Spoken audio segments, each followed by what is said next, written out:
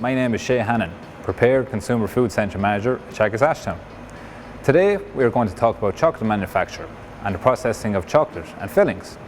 I'm currently standing beside our automatic tempering unit, and over the course of the next few videos we will show you how to make fillings and bars. And now standing beside our continuous chocolate tempering unit, I'll explain briefly how the system works. So usually we add solid chocolate in the form of bars or calays to the chamber. It will then be heated to a temperature between 45 to 50 degrees, which we can control here. We can turn our heating on, and that will essentially melt the chocolate. The next step then is to temper our chocolate. So we need to bring our chocolate in between a band of 29 to 31 degrees Celsius. So we'll turn on our chocolate tempering chamber. We'll then access the flow into the chamber, and we'll then press the tempering button.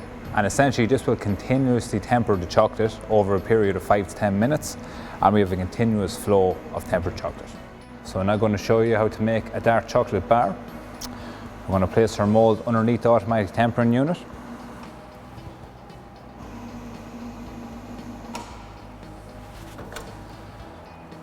We allow our chocolate to enter the mould,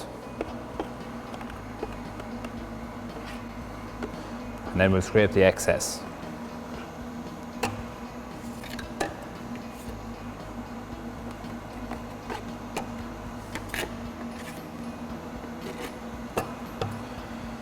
We'll then place the mould on a vibration table, which will now activate. And essentially what vibration is doing is removing all the chocolate air bubbles from the mould.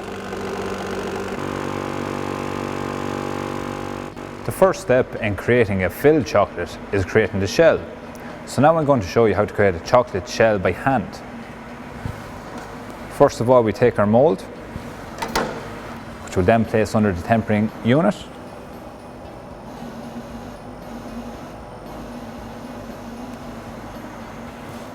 We'll allow our chocolate to enter all the mould cavity and scrape the excess.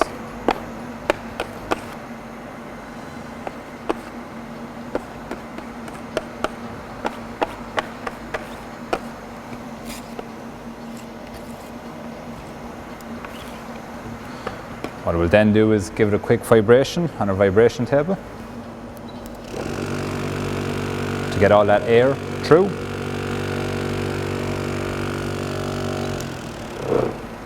And then very quickly we'll turn the mould upside down and turn on vibration again.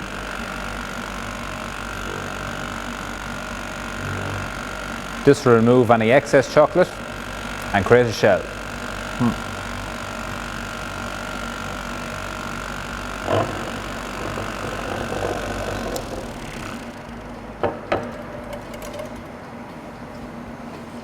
And now we can see we formed our chocolate shells, which will then go into the chill. And now standing beside our chocolate tempering unit with the enrobing attachment sent up. So chocolate enrobing is used widely throughout the manufacturing industry to enrobe products. I'm going to do a quick demonstration now. So the tempered chocolate is currently flowing through a curtain of chocolate here. It'll then pass through a fan system, which is just after, and then onto a belt. So I'm going to put in some wafers now to the machine. And I also have some chocolate brownies, which are pre-prepared earlier on. As you can see, they pass through and they're enrobed on all sides of the product.